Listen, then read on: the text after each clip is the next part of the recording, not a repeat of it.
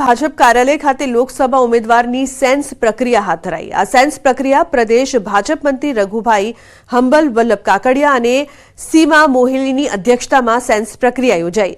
કાર્યાલય ખાતે મોટી સંખ્યામાં દાવેદારો હાજર રહ્યા। પૂર્વ મંત્રી દિલીપ ઠાકોર તેમની પુત્રી સોનલ ઠાકોરે દાવેદારી નોંધાવી। આ ઉપરાંત ઉપપ્રમુખ નંદાજી ઠાકોર, સાંસદ ભરતસિંહ ડાભી સહિતના દાવેદારો પણ કાર્યાલય ખાતે જોવા મળ્યા। हाँ, मैं उम्मीदवारी नोंधाईश। चूंटणी लड़ीशुं ने 7 लाख मतोथी વધુ મતોથી જીતીશું। લોકસભા ચૂંટણીનો કાઉન્ટડાઉન શરૂ થઈ ગયો છે। ભાજપ પક્ષ દ્વારા ઉમેદવારોની સેન્સ પ્રક્રિયાની કામગીરી હાથ ધરાઈ છે। દ્રશ્યો બતાવીશ।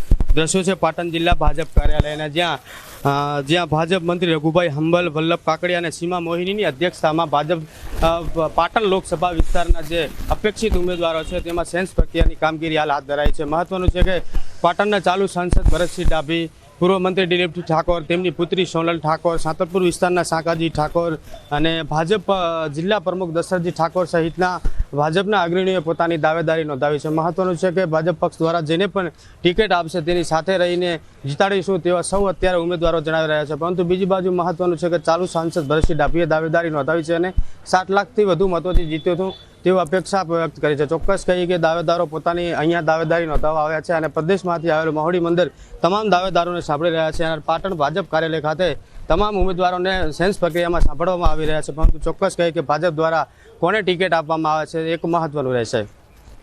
અશરફ ખાન, ન્યૂઝ 18 પાટણ। તો ગોંડલ માર્કેટ યાર્ડમાં ઘઉંની પુષ્કળ આવક થઈ છે। માર્કેટિંગ યાર્ડમાં રોજની 15 થી 20 હજાર બોરીની આવક થઈ રહી છે। સૌરાષ્ટ્રભરના વિવિધ ગ્રામ્ય વિસ્તારોમાંથી ખેડૂતો ઘઉંના વેચાણ માટે આવી પહોંચ્યા હતા। હાલમાં હરાજીના 20 કિલોના ભાવ રૂપિયા 400 થી 650 બોલાયા હતા। જગ્યાના અભાવે આવક હાલ પૂરતી બંધ કરવાનો નિર્ણય કરાયો। ઘઉં તથા અન્ય જણસીની ભરપૂર આવકથી માર્કેટિંગ યાર્ડનું મેદાન ટૂંકું પડ્યું હતું, જેથી માર્કેટિંગ યાર્ડ હાલ પૂરતો બંધ રાખવાનો નિર્ણય કરાયો છે।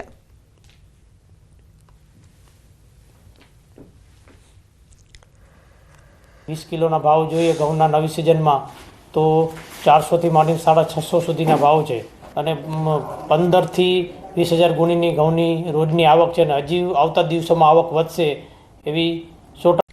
તો ગોંડલ પંથકનું મરચું દેશભરમાં જાણીતું છે। આ વર્ષે સારું વાતાવરણ મળી રહેતા ગોંડલ માર્કેટ યાર્ડમાં મરચાની મબલક આવક નોંધાઈ છે।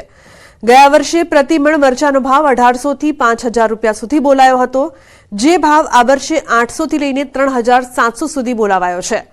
ગોંડલ માર્કેટિંગ યાર્ડમાં આવકનો પ્રારંભ થતાં જ એક દિવસમાં 65000 ભારી મરચાની આવક નોંધાઈ હતી। હાલ ગોંડલ માર્કેટિંગ યાર્ડે મરચાની આવકથી છલોછલ ભરાયું છે।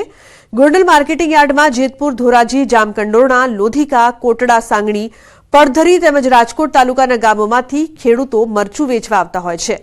ખાસ કરીને દક્ષિણ રાજ્યમાં ગોંડલના મરચાની વિશેષ માંગ રહેતી હોય છે। આ વર્ષે યોગ્ય વરસાદ અને યોગ્ય વાતાવરણના કારણે મરચાનો પાક વધુ ઉત્પન્ન થયો હોવાથી આવકમાં પણ વધારો નોંધાયો છે।